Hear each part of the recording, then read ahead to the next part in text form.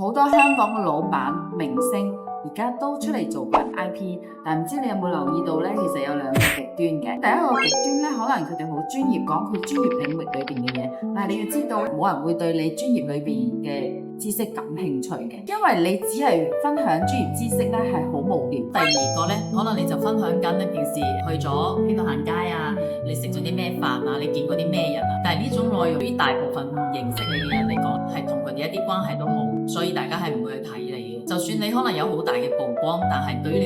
你嘅 IP 嘅建立，其實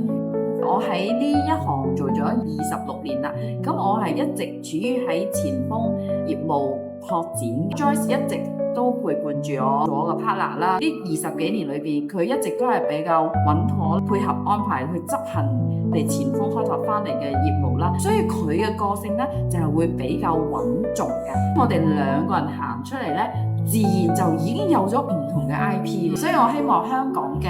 老闆呢，都可以出嚟喺鏡頭面前去分享你嘅生意。幫我點個關注啦，你就係自己人啦，後面仲有更多嘅獨家資訊分享俾你哋。